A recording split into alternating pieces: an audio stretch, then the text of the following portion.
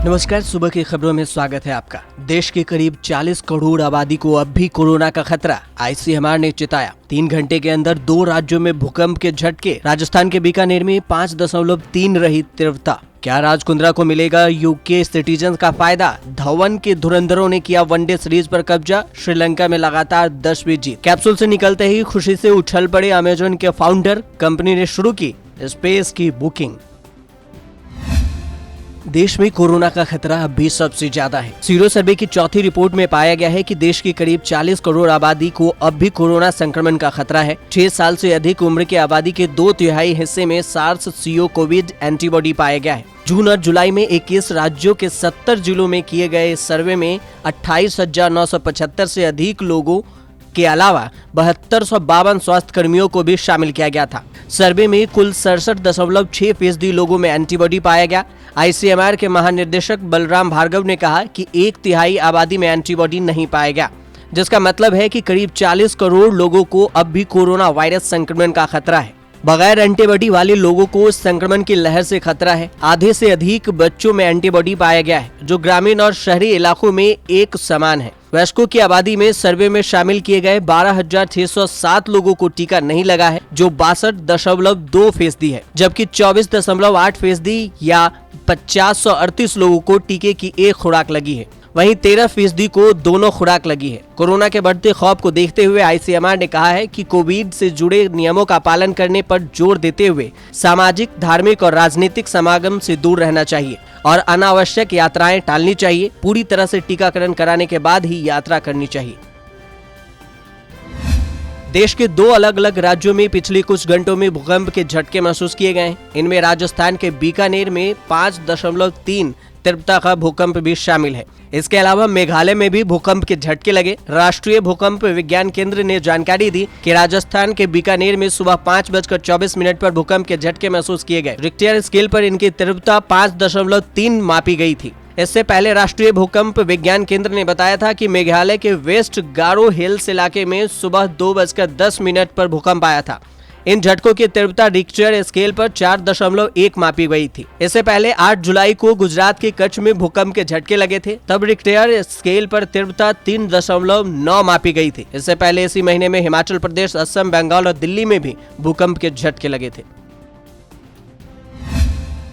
मशहूर अभिनेत्री शिल्पा शेट्टी के पति राज कुंद्रा पोर्नोग्राफी केस में पूरी तरह से फंसते नजर आ रहे हैं। उनके खिलाफ भारतीय दंड संहिता यानी आईपीसी और सूचना प्रौद्योगिकी अधिनियम की संगीन धाराओं में मामला दर्ज किया गया है। ऐसे में सवाल उठ रहा है कि राज कुंद्रा एक यूके सिटीजन है, तो क्या इस बात का फर्क इस केस पर किसी तरह से पड़ सकता है? भारतीय कानून के अनुसार जिन धाराओं में राज कुंद्रा के खिलाफ मामला दर्ज किया गया है, अगर उनमें से वे दोषी करार दिए जाते हैं तो उन्हें 5 से 7 साल तक कैद की सजा हो सकती है। दरअसल राज कुंद्रा के खिलाफ मुंबई के मालवानी थाने में क्राइम ब्रांच ने 4 फरवरी 2021 को मुकदमा दर्ज किया था। राज कुंद्रा ब्रिटेन के नागरिक हैं। इस बात से उनकी जमानत अर्जी पर प्रतिकूल प्रभाव पड़ सकता है, क्योंकि अभियोजन पक्ष यह तर्क दे सकता है कि चूंकि राज कुंद्रा भारतीय नागरिक नहीं है, इसलिए उनके फरार हो जाने की संभावना और जोखिम कम है। एडवोकेट के मुताबिक यदि साबित हो जाता है कि वह किसी भारतीय नागरिक के बराबर हैं, तो उन पर सभी आरोप उसी के तहत होंगे। लेकिन यह सब इस बात पर निर्भर करता है कि जांच में कितना खुलासा हुआ और जांच के दौरान कितने सबूत जुटाए गए।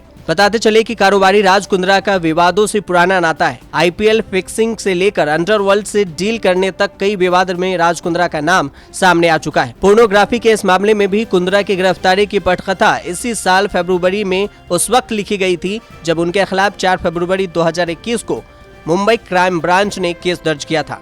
फिलहाल सोमवार को गिरफ्तारी के बाद मंगलवार की सुबह राज कुंद्रा को कोर्ट में पेश किया गया था, जहां से उन्हें 23 जुलाई तक के लिए पुलिस हिरासत में भेजा गया है। भारत ने श्रीलंका को वनडे सीरीज के दूसरे मैच में मात दे दी है। कोलंबो में खेले गए इस मुकाबले में टीम इंडिया ने 3 विकेट से जीत दर्ज की। इसी के साथ उसने वनडे सीरीज पर भी कब्जा कर लिया है। 3 मैचों के सीरीज में वह 2-0 से आगे हो गई है। टीम इंडिया की जीत के हीरो दीपक चाहर रहे। उन्होंने 69 रनों की नाबाद पारी खेली। मैच की बात करें तो श्रीलंका ने टॉस जीतकर पहले बल्लेबाजी का फैसला लिया। अविष्का फर्नांडो और श्रीलंका ने अर्धशतक की बदौलत श्रीलंका ने 50 ओवरों में 9 विकेट के नुकसान पर 275 रन बनाए। टीम इंडिया ने 276 रनों के लक्ष्य को 49.1 ओवर में 7 विकेट खोकर हासिल कर लिया। भारतीय टीम की जीत की स्क्रिप्ट सूर्य कुमार यादव और दीपक चाहर के अर्धशतकीय पारियों में लिखी। सूर्य कुमार ने वनडे करियर का पहला अर्धशतक ठोकते हुए 53 रन बनाए। बता दें कि टीम इंडिया वनडे फॉर्मेट में 2012 से श्रीलंका से नहीं हारी है। वह 24 जुलाई 2012 के बाद श्रीलंका में एक भी वनडे मैच नहीं हारी।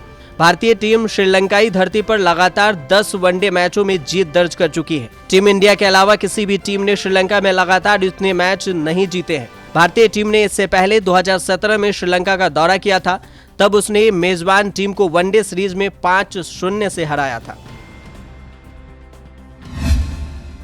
अमेजन के फाउंडर जेफ बेजोस की अंतरिक्ष की 11 मिनट की यात्रा सफल रही। भारतीय समय के मुताबिक वे मंगलवार शाम 6:42 पर रवाना हुए थे।